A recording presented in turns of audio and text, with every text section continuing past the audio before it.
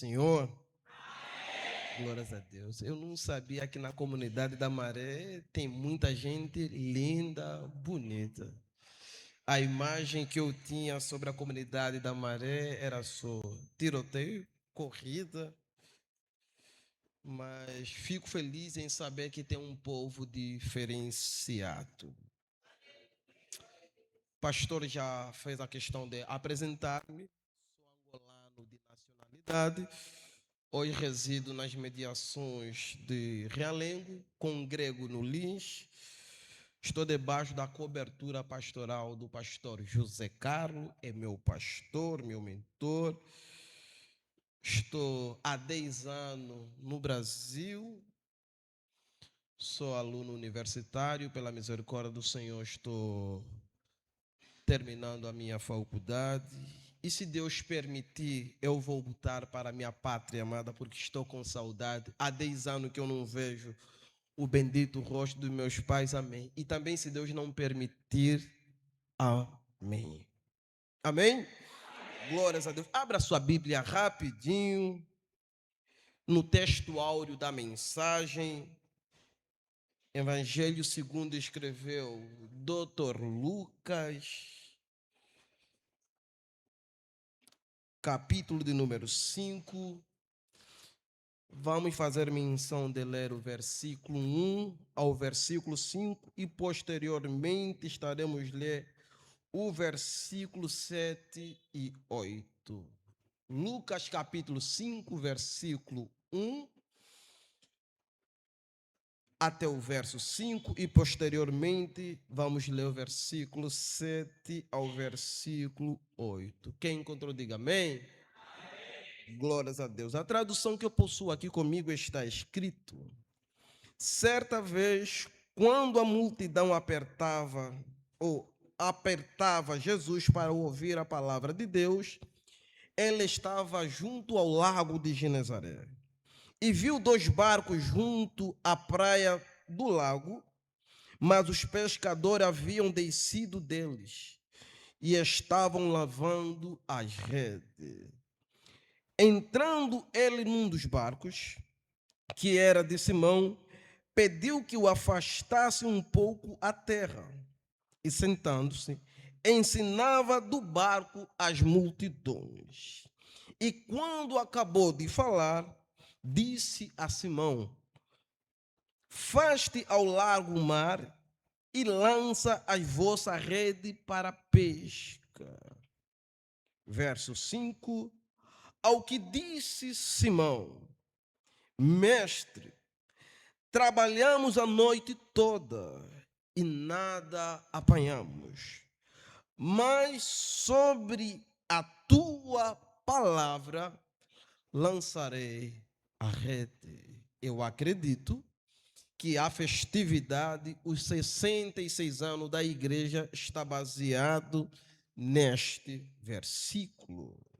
Sobre a tua palavra lançarei a rede. Versos 7 e 8. Acenaram então aos companheiros que estavam no outro barco para virem ajudá-los. Eles, pois, vieram e encheram ambos os barcos, de tal maneira que quase iam a pique. Vendo isso, Simão Pedro prostrou-se aos pés de Jesus, dizendo: retira de mim, Senhor, porque sou um homem pecador. Amém. Tomai o seu assento, por favor.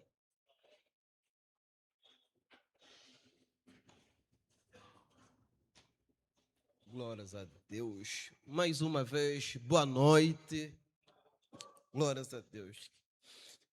Queridos irmãos, o texto que nós acabamos de ler é do conhecimento de todos. Não é novidade para os demais irmãos, porque é um texto muito conhecido. Quando ouvimos falar desse texto, a primeira ideia que nos vem em mente é da pesca maravilhosa. E por intermédio desse episódio, nasceram canções, nasceram hinos, nasceram músicas, nasceram episódios, nasceram filmes. Então, N louvores, N filmes acabam ilustrando. E como não bastasse, as nossas amadas crianças ilustraram muito bem aqui este episódio. Então, que esse episódio esteja gravado em nossos corações. É um texto escrito por Dr. Lucas, e do conhecimento dos irmãos, que Lucas foi um dos discípulos de Paulo. Lucas não era judeu. Lucas era grego de nacionalidade convertido ao cristianismo. É do conhecimento também dos irmãos que Lucas não foi uma testemunha ocular do ministério de Jesus, do ministério terreno. A saber que no cano bíblico, o Novo Testamento começa com os 4 evangelhos, que quer dizer, partilham o mesmo ponto de vista. Se olharmos alguns episódios, em Mateus, Marcos, Lucas e João, nós vamos encontrar os 4 narrarem o mesmo episódio de forma diferente, mas tudo se centraliza em uma só pessoa, Cristo. Cristo é a nossa base doutrinária. Cristo é o nosso firme fundamento. Cristo é a nossa mensagem. Os 66 anos dessa igreja, hoje nós estamos celebrando, porque Cristo é o nosso sustento, Cristo é a nossa rocha. Não é 60 dias, não é 60 semanas, não é 60 meses. É 60 anos de muita luta, é 60 anos de muito investimento, é 60 anos de muita batalha, mas em todas elas, Cristo não se ausentou em nenhuma delas. Então, Mateus, Marcos, Lucas e João, eles nos apresentam Jesus em uma esfera diferente, mas tudo se centraliza em Cristo. Quando eu começo a observar as Sagradas Escrituras, principalmente nos 4 evangelhos, Samuel Sacaia, é meu ponto de vista. Eu classifico os 4 evangelhos como o 13º testemunhas ocular de Jesus. Sabemos que Jesus tivera 12 discípulos, 12 testemunhas oculares. Eles conseguem narrar a existência de Jesus. Se nós perguntarmos para Pedro, João, Tiago e os demais, eles vão dizer que Jesus existiu, que Jesus nasceu, que Jesus morreu e que Jesus ressuscitou. Só que esses 12 já não existem. Eu, Samuel, tenho como 13º testemunhas ocular. Samuel, nós conhecemos que só foram 12 testemunhas oculares que podem nos testificar, que presenciaram o ministério terreno de Jesus. Quando eu leio as Sagradas Escrituras, eu fui perceber que havia fora dos 12, mas alguns elementos que testificam a presença desse Cristo, a saber, no meu ponto de vista, na minha percepção, como estudante das Sagradas Escrituras, quando eu olho para Mateus, quando eu olho para Marcos, quando eu olho para Lucas e quando eu olho para João, eu consigo perceber a 13ª testemunhas ocular e que ainda existem. Primeira testemunha que faz parte do 13º chama-se manjedoura. Sim, a manjedoura de Jesus. A segunda testemunha chama-se a cruz de Calvário. Sim, é uma testemunha ocular. E a terceira testemunha chama-se o túmulo. Samuel, por que você delega esses elemento como testemunhas ocular? Testemunha ocular são pessoas que viram, testificam aquilo que viram. Se nós olharmos para a manjedoura ela hoje está vazia. Se nós olharmos para a cruz do Calvário hoje está vazia. E se nós olharmos para o túmulo, ela também está vazia. Se nós olharmos para a manjedoura, ela prega um evangelho que o verbo está no passado, que é o verbo nascer. Jesus nasceu. Se nós olharmos para a manjedoura dá o testemunho de Jesus nasceu. Sim, ele nasceu porque o verbo está no passado. O verbo nascer aqui está no passado. Jesus nasceu. Se nós olharmos para a cruz também dá o mesmo testemunho. O que é? Jesus nasceu? Sim, Jesus nasceu. Mas o testemunho que a cruz nos dá é que Jesus morreu.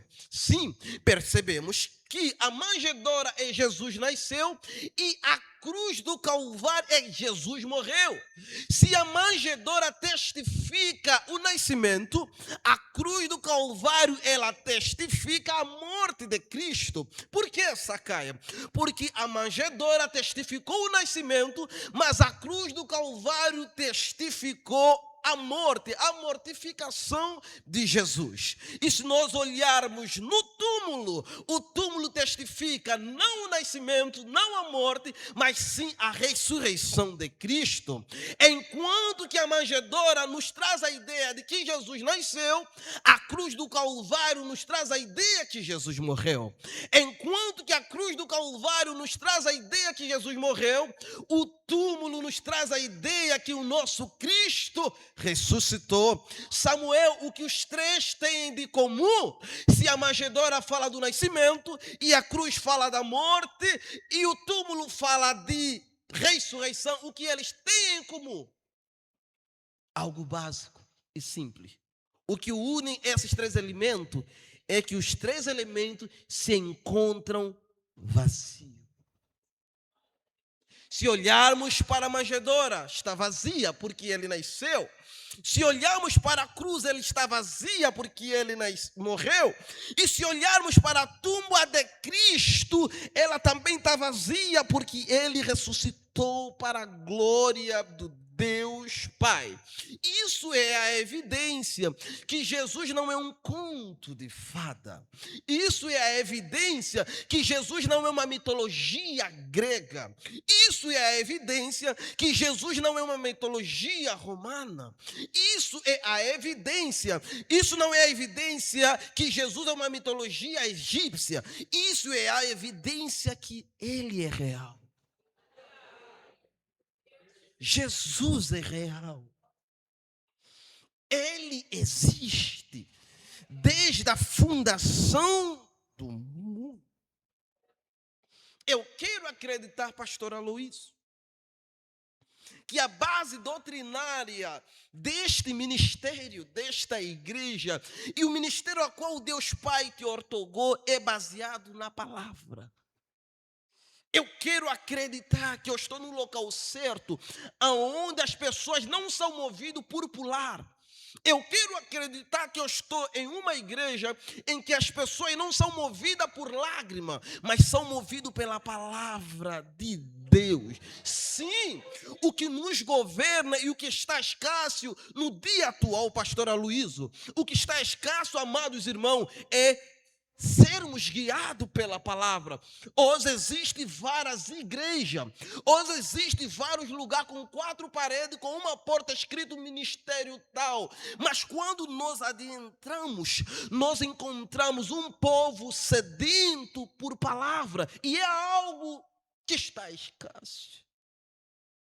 Nós vivemos pela palavra, somos movidos pela palavra, somos guiados pela palavra. Você está em pé pela palavra, você acordou pela palavra. Eu estou a falar da palavra encarnada, chamado Jesus. Ele deixou escrito que eu estarei convosco todos os dias até a consumação do século. Eu estou a falar sobre a palavra encarnada. É do conhecimento dos irmãos. João capítulo de número 1, João nos apresenta Jesus em uma esfera espiritual, que na qual ele vai dizer que no princípio era verbo. Em algumas traduções, nós encontramos que no princípio era a palavra. Sim, era o logo de Deus, era a palavra da criação. Que no princípio era verbo, em outras traduções, era a palavra. E a palavra estava com Deus e a palavra era Deus. Ou seja, é esta palavra, amados irmãos, que se encarnou, que assumiu a natureza humana. É essa palavra que Paulo apresenta aos filipenses, que ele se esvaziou. Sim, para Jesus salvar-me, para Jesus salvar-te, ele esvaziou. Paulo deixa taxativo que ele esvaziou-se.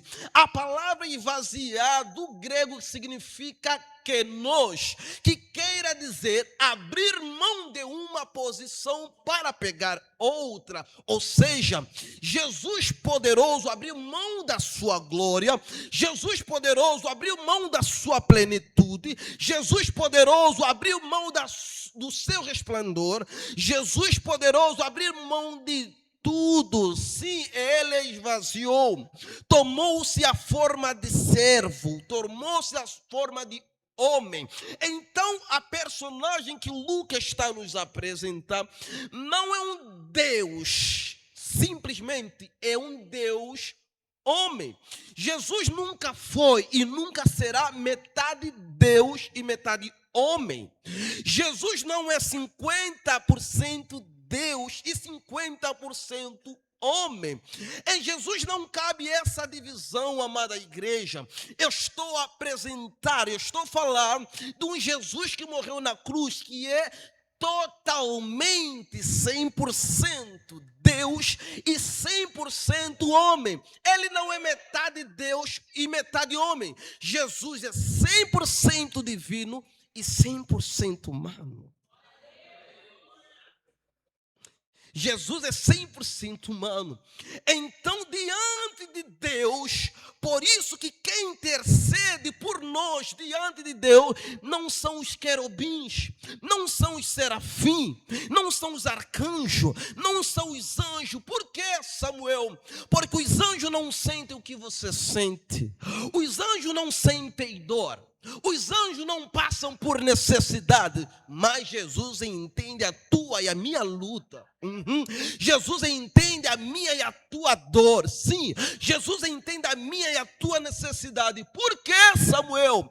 Na plenitude de Deus, a única pessoa que consegue explicar a minha e a tua dor diante de Deus é Ele.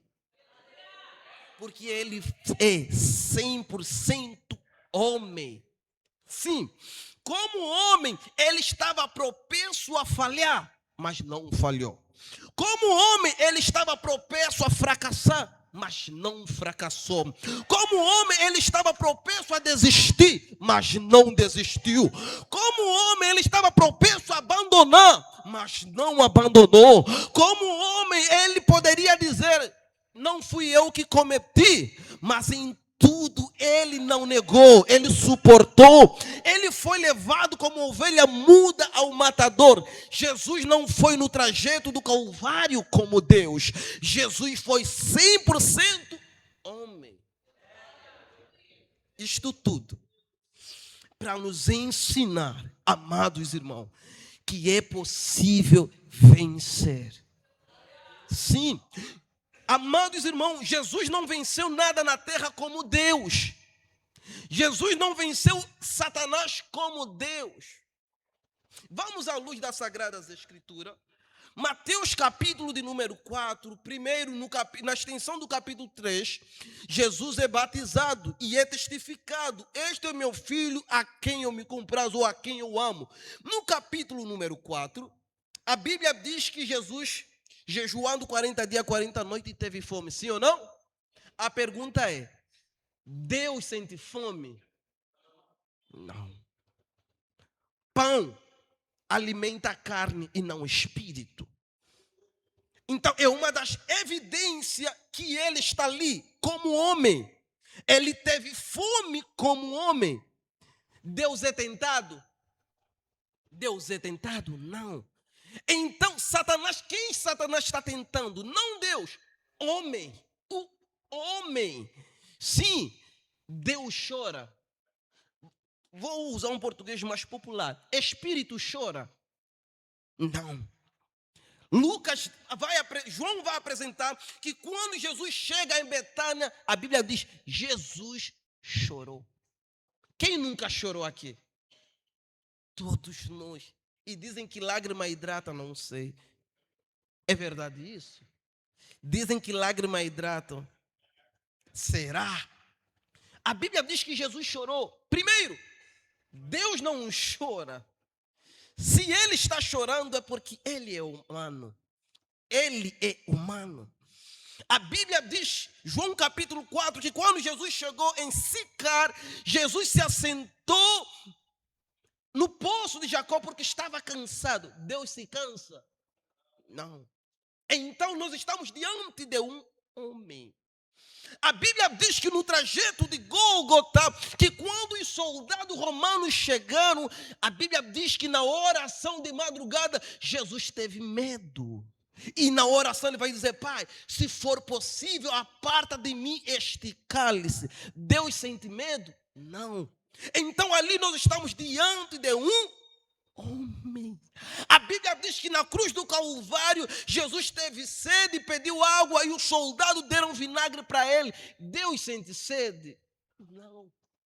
Então nós estamos diante de um homem. A Bíblia diz que Jesus na cruz do Calvário disse, Pai, a ti entrego o meu espírito, está consumado. E a Bíblia diz que quando ele diz, tetelestai, ele morreu. Deus morre? Não. Então nós estamos diante de um homem. Mas o que chama a minha atenção é que em nenhum momento Jesus apresentou desculpa para não cumprir o propósito de Deus. Em nenhum momento Jesus deu um jeitinho para não cumprir o propósito de Deus. Ele estava propenso a falhar porque ele é homem. Ele estava propenso a fracassar porque ele é homem. Mas em tudo isso ele venceu como homem para nos ensinar. Homens, mulheres, é possível vencer. Então, Lucas está nos trazer uma ideia de um Deus homem. Apesar de se fazer homem, ele é Deus. Aqui nós estamos diante de teôntropo. É Deus no homem, não é homem em Deus. É Deus que se fez homem. Sim, é Deus que assumiu a imagem do homem. Samuel, isto é heresia? Deixa eu explicar para nós entendermos a palavra do Senhor. Gênesis, no princípio, Deus vai dizer, façamos o homem à nossa imagem e semelhança. Sim, aí Deus criou o homem à sua imagem e à sua semelhança. Quando nós ouvimos essa expressão, façamos o homem à nossa imagem e semelhança, nós achamos ou temos a percepção, o que tornava o homem parecido com Deus, eram os dois braços, as duas pernas. Não. Quando eu olho nas Sagradas Escrituras e vejo a expressão, façamos o homem a nossa imagem e semelhança, eu começo a entender a respeito do atributo inerente de Deus, que é a santidade. Quando Deus diz, vamos fazer um homem como nós, Deus está dizendo, vamos fazer um homem santo como nós. Então, o que tornava o homem no jardim igual a Deus não é o atributo que o homem possuía, não, mas é a santidade que Deus possuía. Quando o homem peca, o homem não deixou de ser homem, mas deixou de ser igual a Deus. Porque Deus não peca, Deus é santo, sim, Deus é santo e sempre será. Mas quando o homem peca, o homem perde a santidade, sim. O homem deixa de ser imagem e semelhança de Deus. E o que Deus faz para resgatar este homem caído? Se fazendo a imagem do homem. Primeiro, Deus faz o homem segundo a sua imagem e semelhança, tendo o atributo de santidade. Quando o homem peca, há uma separação, o homem perde a imagem e a semelhança de Deus. Se nós observarmos, o comportamento do homem no jardim, Adão não conhecia o que é vergonha. Por quê? Porque a santidade cobre a vergonha. Adão percebeu da nudez quando perdeu a santidade, ou seja, a perca de santidade é a descoberta da nossa vergonha. Então, quando o homem descobre a vergonha, perde a santidade. Deus faz-se homem, nascido de uma mulher, passando por todo o processo natural, andando com o homem, convivendo com o homem, dormindo e acordando, passando por necessidades. E quando ele morre e ressuscita ao terceiro dia, já não é a imagem do homem caído, é a imagem de um homem restaurado. Sim, é a imagem de um homem próximo de Deus. Hoje nós estamos aqui porque fomos restaurados no Calvário. É deste homem que Lucas está nos apresentando. Lucas, capítulo de número 5, Lucas traz o episódio que aconteceu no lago de Genezaré, que quando Jesus acabara de ensinar a multidão, a Bíblia diz que Jesus subiu em um dos barcos. Sim, e este barco é de Simão, é de Pedro. É do conhecimento dos irmãos que Pedro foi um pescador nato. É do conhecimento dos irmãos que Pedro vem praticando esta profissão desde a sua mocidade. Pedro não é neófito na matéria. Pedro não é um menino nesta área. Pedro era um pescador nato, era um pescador de excelência. Pedro sabia quando um tempo está propício para se pescar. Eu nunca fui pescador, mas quando eu estive em Angola e eu tive a oportunidade de morar perto da praia, quando nós queríamos ir apanhar peixe, nós íamos de madrugada. Muitas das vezes, quando eu ia treinar na praia de madrugada, lá para as 5, 3, 2 da manhã, eu via pescadores retornando para a terra, arrastando a rede do mar para a terra. Então eu pude perceber que o horário adequado para um pescador ir a alto mar é de madrugada. Sim, é de madrugada. Então a Bíblia está dizendo, a Bíblia diz que quando Jesus termina de pregar, diz para Pedro: Pedro, afasta o teu barco para o alto mar. Jesus, como homem, nunca foi pescador de mar. Jesus, como homem, na sua profissão não tinha pescador. Jesus, filho de carpinteiro, Jesus era propenso a entender de martelo, de prego e de madeira. Mas Jesus chega para Pedro e diz: Pedro, vai ao mar e lança a rede. Aqui nós vamos começar a nossa mensagem. A temática da festividade é: sobre a tua palavra lançarei a minha rede. Sim, a rede é minha, mas a palavra é dele. O instrumento é meu, mas a ordem é dele. Lembrando que Jesus não disse para Pedro ir ao mar pela madrugada. Jesus pregou de manhã à luz do dia. Está dizendo: Pedro, arreda-te para o mar e lança a tua rede. Pensamento de pregador. Jesus está tentando dar moral para alguém que é nato na matéria. Eu, se fosse Pedro, eu poderia até bem dizer: Jesus, se fosse de martelo, de prego e madeira, eu poderia até dizer que não é minha área. Só que eu estou diante da minha praia, estou diante do meu campo de conhecimento, estou na área em que eu domino. Primeiro, o tempo não está bom para ir no mar.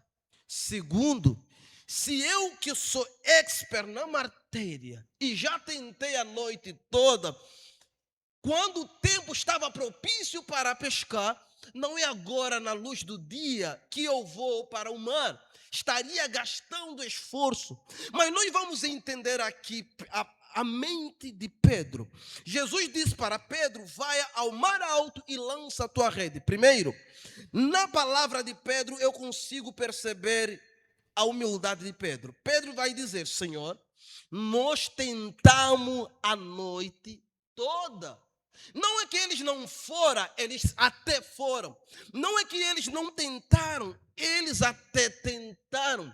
Só que eles voltaram frustrados, cansados.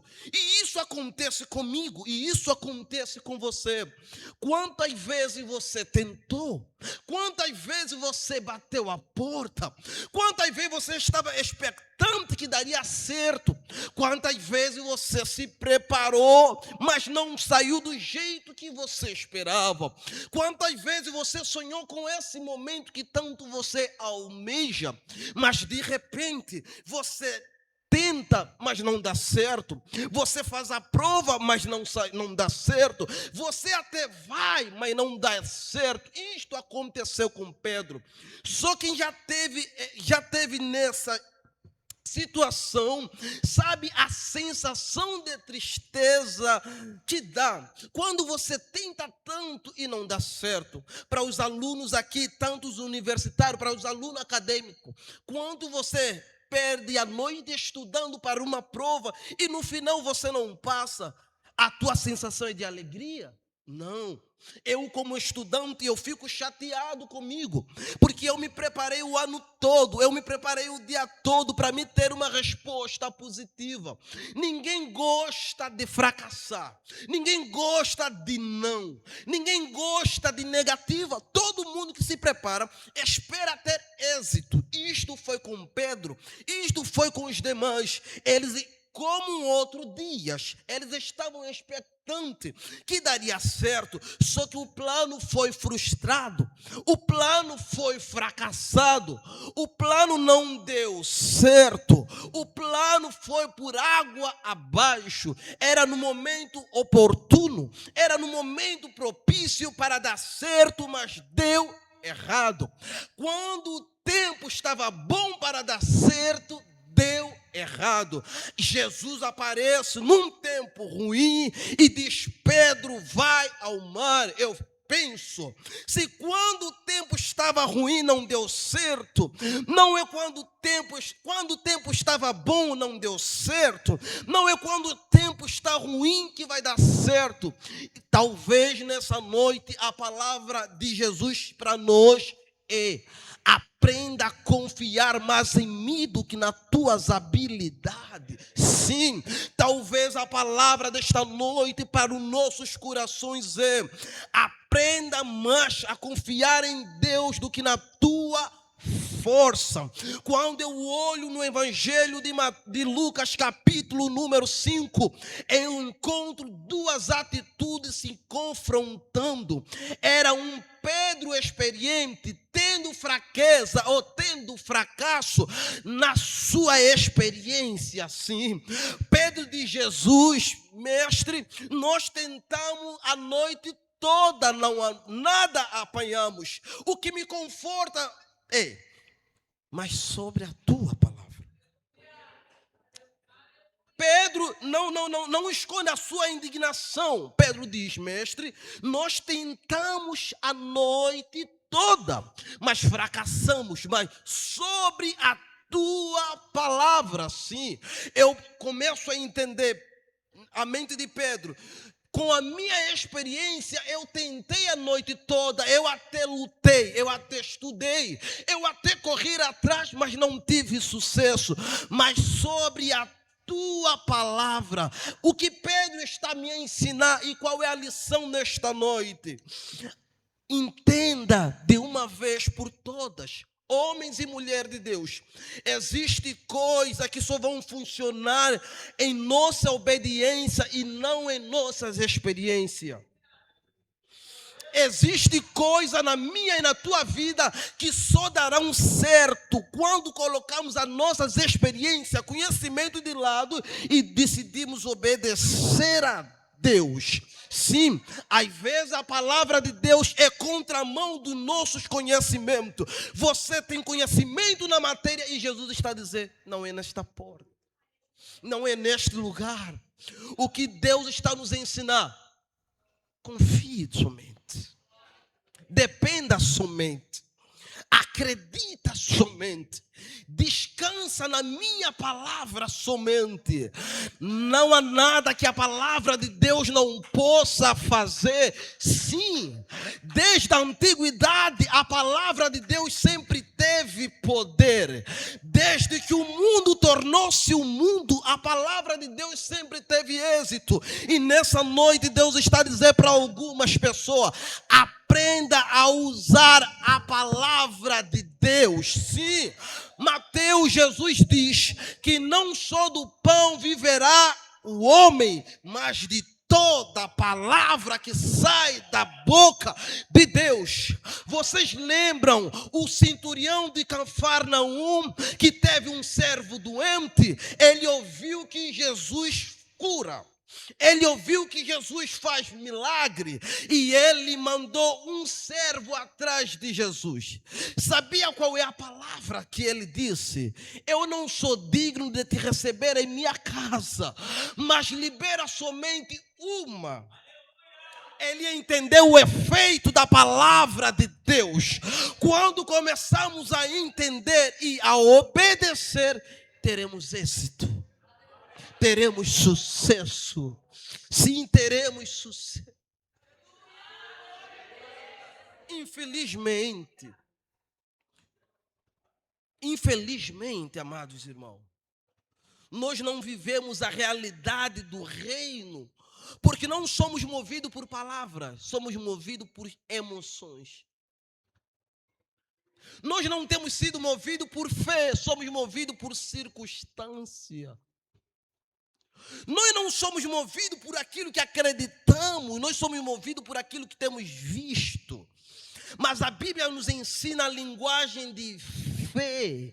É uma fé cega, é acreditar que mesmo a porta fechada, eu conheço meu Deus, Ele pode fazer infinitamente mais.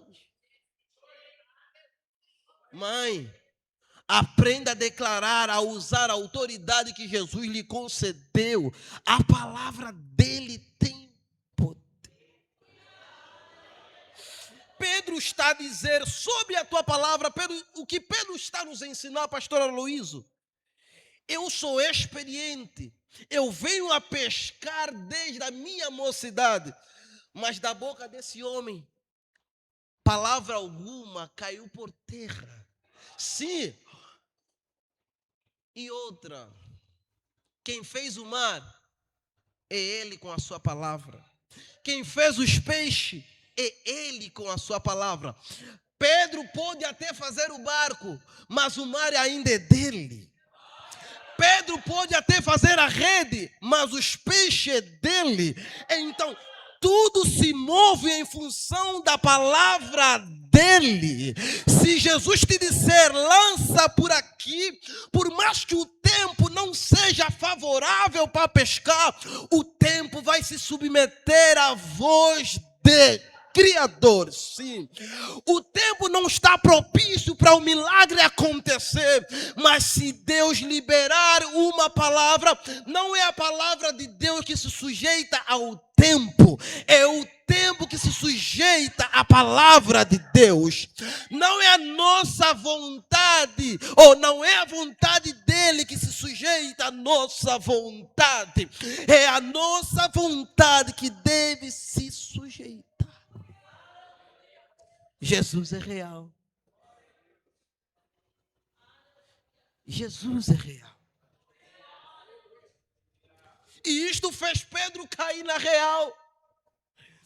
Isso fez Pedro entender que por mais que ele tinha experiência no mar, ele era pecador. E Pedro só enxergou que ele é pecador, não por ele ser pescador. Pedro só enxergou que ele é pecador, não por ele ser pescador.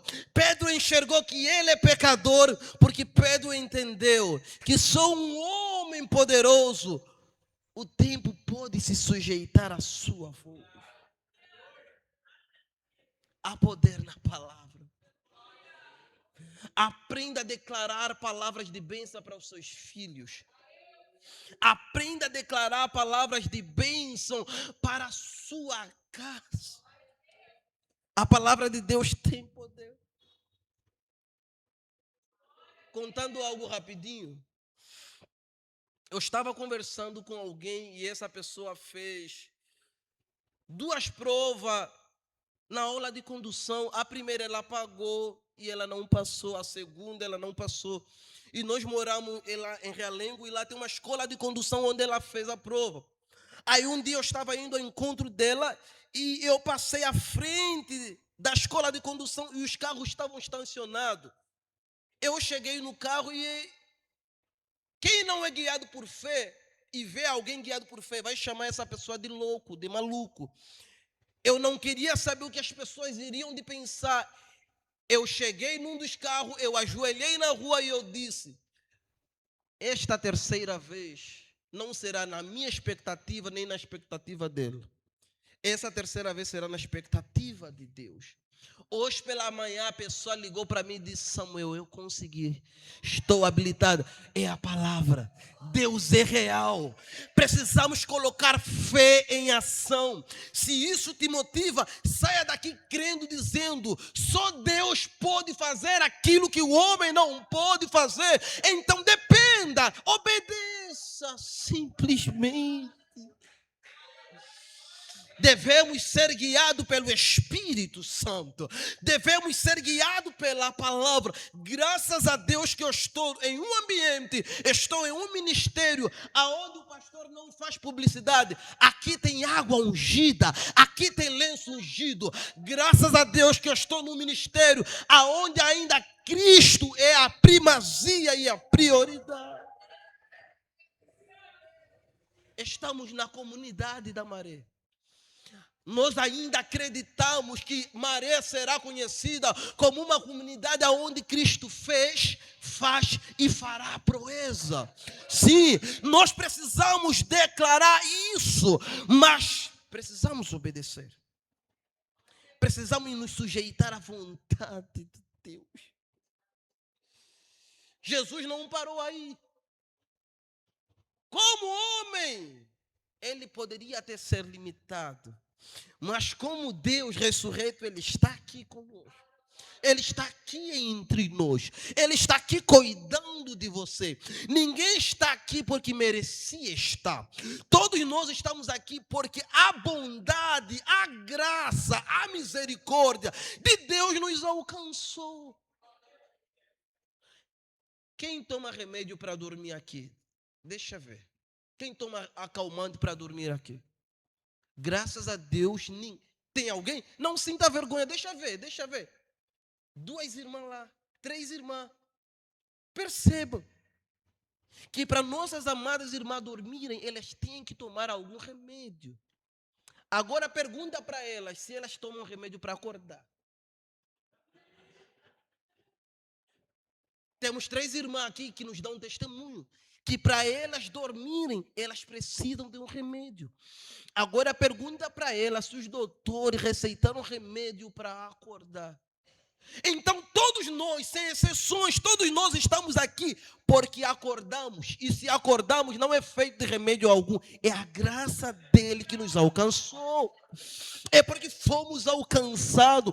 Quantos jovens como eu e você já foram metralhados? Nós não estamos longe, estamos na Maré.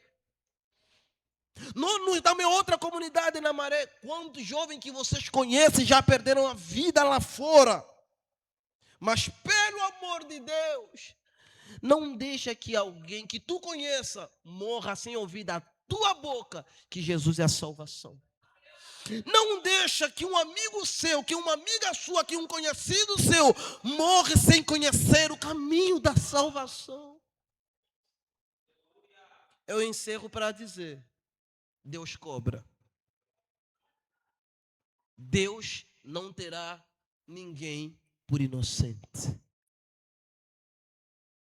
Deus, sem exceção, nessa noite, todos nós que estamos nesta sala, que aceitamos Jesus, desde a primeira irmã que está na minha direita, até a outra irmã que está na minha esquerda, os irmãos da galeria, Deus não deixará ninguém impune, porque Ele nos deu a responsabilidade. ide por todo mundo pregar o evangelho. Para você falar do amor de Jesus, não precisa ter bacharel de teologia. Para você falar do amor de Jesus, não precisa ter mestrado em teologia. Faça. Mas não deixa a oportunidade de falar do amor de Cristo para alguém. Quem conhece Cidade Alta aqui? Cordovil. Eu cheguei no Brasil, propriamente no Rio de Janeiro, pastor Aloysio, dia 21 de 2017. Depois de 3 meses, eu fui convidado para pregar no Ministério Cordovil, na congregação na Cinco Boca. Para os irmãos terem noção, eu nunca tinha presenciado um tiroteio na minha vida. Eu nunca tinha visto uma pessoa que não seja policial ou militar com um fuzil na mão. A primeira realidade foi aqui. Eu cheguei na manhã de um sábado, a comunidade era Comando Vermelho. Na minha madrugada eu estava sonhando que eu estava assistindo um filme de guerra. Não era um sonho, não era uma miragem, era uma realidade. Era o terceiro comando invadindo. Parecia que era uma forma de me dar boas-vindas ao Rio de Janeiro. O tempo foi passando. Depois de 3 meses, eu fui convidado para pregar na congregação de Cordovil. Num domingo, quando o culto terminou, o presbítero chegou até a mim e disse: Samuel, Deus tocou no meu coração para lhe dar um presente, mas o presente não está aqui em minha casa. As irmãs vão ensaiar na quarta-feira. Na quarta-feira você vem, me encontra aqui na igreja e eu lhe ofereço presente. Quem me deixar ansioso, curioso, diga, vou te oferecer um presente. Eu não dormia. Só que é um costume meu, que meus pais me ensinaram: nunca saia de casa sem orar. E não chega em casa e não deixa de orar. Ora quando sai e ora quando chega. Então isso tornou-se uma cultura e uma educação. Sempre que eu saía, pastor, eu orava. E quando eu chegava, eu também orava. E neste dia, na quarta-feira, eu cheguei do curso e orei. E eu desci a ladeira e fui até a igreja. Quando eu cheguei na porta da igreja, a congregação está ao lado de uma boca de fumo, aonde os rapazes ficam com fuzil vendendo e entorpecendo. Na porta da igreja estava um homem com fuzil. E quando ele olhou para mim, ele me apontou com fuzil. Eu pensei assim: eu vou correr. Mas também pensei: se eu correr será pior. Eu não tenho o poder da invisibilidade. E eu fiquei pensando: será que ele está sendo racista comigo? Mas era neguinho como eu, era pretinho como eu. Então aí o preconceito está fora de questão. Pensei: será que ele está sendo xenofóbico? Eu pensei também. Eu disse: eu não abri a boca para ele perceber o meu sotaque. Ele não sabe que eu sou angolano. Eu disse: eu vou voltar para casa. E eu voltei para casa e o Espírito Santo me impeliu a orar. E na medida em que eu orava, o Espírito Santo disse: Samuel, encerra a oração, desce novamente a ladeira e prega a palavra no moço que estava com o fuzil na mão. Pela primeira vez eu tive a sensação e a crise e o sintoma e o medo que Jonas teve. Eu disse: Espírito Santo, meu pai, minha mãe ainda é vivo e todo mundo está em Angola. E a passagem de um morto é mais cara do que um vivo. E eu não quero morrer longe dos meus pais. E o Espírito Santo me impelia: Samuel, desça a ladeira e prega a palavra. E eu dizia mesmo: eu estou com medo. Eu não fui para pregar e ele me apontou fuzil. Imagina se eu chegar para ele e dizer: o Espírito Santo, ele vai me matar. E o Espírito Santo impeliu novamente: Samuel, desce a ladeira. Eu disse: amém. Eu terminei a oração, peguei um livro do Augusto Cury, coloquei um folheto do evangelismo e eu desci a ladeira. E na medida que eu descia a ladeira, o presbítero subia a ladeira. E quando eu vi o presbítero, eu dei um glória a Deus bem alto: glória a Deus.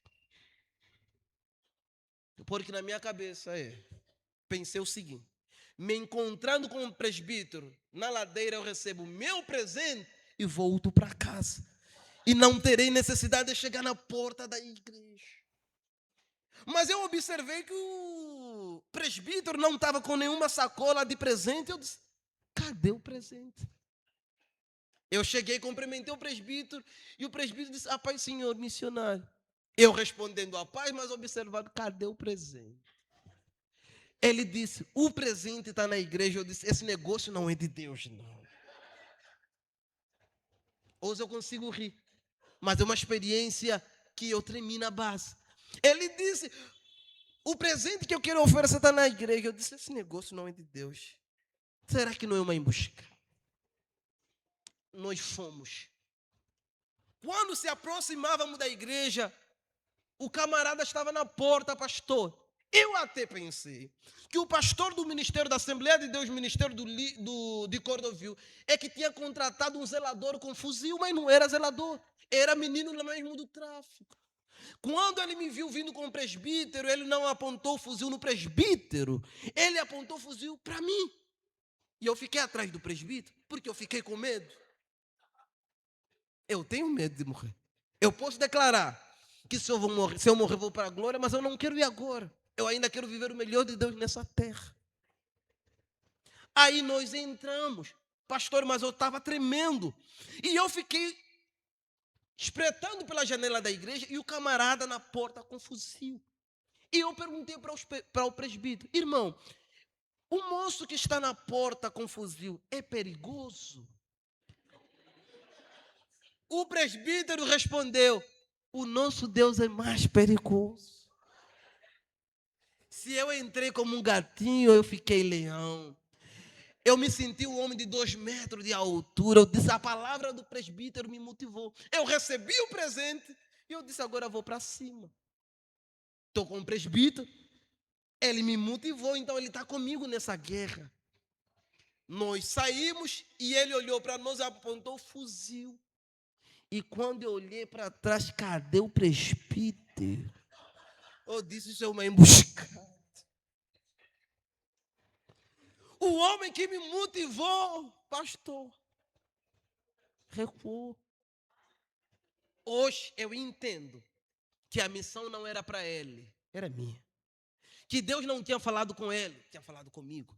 Deus não impeliu ele, impeliu a mim. A responsabilidade não era dele, era minha. Quando eu vi que o presbítero tornou-se invisível, eu disse, já estou na chuva. E para se molhar, eu disse, Senhor, se eu morrer, Senhor, conforta meus pais. Eu disse, moço, gaguejando, tremendo, e o meu sotaque ainda estava mais carregado, porque eu tinha acabado de chegar, gaguejando, mas falando, tremendo, mas falando. Eu disse, moço, eu já estive cá, e eu voltei para casa orando, e o Espírito Santo disse-me para descer a ladeira e dizer-te, se você não deixar dessa vida, tu vais morrer. Que você não nasceu para o tráfico. Você não é aquilo que o tráfico diz que tu és. Jesus me disse, mandou dizer que tu tens que abandonar essa vida, senão tu vais morrer. Foi simples. E ele olhou para mim e disse, pastor, eu gostei, eu não sou pastor, mas só o fato do homem que estava com fuzil me apontando, me chamar de pastor, já é algo bom. Já pude entender que eu não estava sozinho naquela 5 bocas, naquela comunidade. Eu disse, não sou pastor, mas gostei. Ora por mim. Ai, palavra tem poder. Era um homem que me apontou com um fuzil, agora está pedindo oração. Ore por mim. Eu disse para ele, guarda esse fuzil, rapaz. Eu estava no espírito, mas ainda também tinha razão. Guarda esse fuzil, ele guardou. Ajoelha, ele ajoelhou. Eu não orei, pastor, eu berrei. Eu gritei, porque a minha intenção era que os vizinhos ouvissem que nesse tráfico, nas 5 bocas, nessa comunidade, meu Deus tem poder de entrar no lamaçal, no inferno e resgatar. Eu não orei, eu gritei, eu berrei que Jesus está aqui. Quando eu disse amém, eu disse, posso te abraçar? Ele disse, sim, eu abracei. Resumindo, depois de uma semana eu voltei a pregar na mesma comunidade, na mesma congregação. E eu perguntei para o presbítero: rapaz, cadê o zelador? Cadê o menino que estava com fuzil? Cadê o homem que evangelizamos? Ele disse: depois de uma semana, ele estava no posto com fuzil. Apareceram uns homens camuflados no carro e mataram ele. No mesmo instante, o Espírito Santo ministrou para o meu coração: se você negligenciasse, se você não obedecesse, serias culpado. Se ele morresse sem ouvir, seria culpado. Agora pensa comigo. Quanta gente que nós conhecemos que morreram sem ouvirem da minha e da sua boca que Jesus é o caminho, a verdade e a vida. Se coloca sobre os seus pés. Não negligencia o chamado de Deus na tua vida. Todos nós fomos comissionados com um propósito. Ah, Samuel, eu não sei falar. Se Deus te chamou, Ele colocará as palavras dele na sua boca. Só seja ousado, se lance na mão de Deus. Não tenha medo, não tenha vergonha, não. Deus te chamou com um propósito. Antes que tu se formasse no ventre da tua mãe, moça, moço, Ele já te conhecia. Deus chamou-te pelo teu nome. Não deixa mais alguém morrer sem ouvir da tua boca que Jesus é real. Feche os teus olhos. Amado eterno Deus, hoje na comunidade da Maré, está um povo reunido em teu nome. Está um povo reunido em sua palavra. Nós te amamos, porque o atributo de Deus que reina nesta casa é a graça e o amor. Então nós queremos falar do teu amor para esta comunidade. Nós queremos falar do teu amor para esta juventude. Nós queremos pregar sobre o teu amor para esta família. Nós queremos falar da tua salvação para esta geração. Vem aquecer os nossos corações, que a tua palavra queima em nossos corações, que o teu reino está sobre nós. Vem levantar homens e mulheres, jovem, criança, adolescente, neste ambiente sedento pela tua presença, sobre a tua palavra. Se o Senhor nos mandar entrar nas vielas da Maré, sobre a tua palavra. Se o Senhor nos mandar ir nos hospitais pregar, é sobre a tua palavra. Se o Senhor nos mandar nas comunidades, é sobre a tua palavra. Lançaremos as nossas redes. Pai, te glorificamos, te agradecemos por esse momento. Que esta palavra possa produzir fruto digno e de arrependimento em nossos corações. E que possamos a praticar. E que possamos sair daqui e entendermos: Deus, queremos ser totalmente dependente da tua palavra. Se o pastor Heloísio me permitir fazer apelo, jovem, homem, mulher, mãe, pai, criança, adolescente, que está no alcance da minha voz. Se nessa noite você ainda não teve compromisso, você ainda não aceitou este Jesus, que não tem denominação, que não é refém a uma denominação. Estou a falar de Jesus, o Cristo, aquele que morreu por você, aquele que foi lá no mundo, no lamaçal do pecado, aquele que ninguém daria R$1 por você, ou 1 centavo, mas ele deu a sua própria vida. Este Jesus, nessa noite, ele está de braços abertos para te receber. Se aqui na congregação, entre nós, tem um irmão ou uma irmã que quer entregar a sua vida a Jesus, levante as suas mãos e o pastor Aloísio vai orar por você. Tem entre nós alguém que quer entregar a sua vida a Jesus? Levanta a mão, deixa eu ver, já encerrei. Uma pergunta. Quem já é convertido? Levanta a mão, deixa eu ver. Só quem já é convertido. Quem pertence a alguma igreja? Levanta a mão. Pode baixar. Quem ainda não pertence a alguma igreja? Levanta a mão, também deixa ver. Glórias a Deus por isso. Isto quer dizer que todos nós hoje somos salvos e pertencemos à mesma família, que é a família de Cristo. Amém? Que Deus de paz possa abençoar a nossa vida. E eu agradeço a minha oportunidade.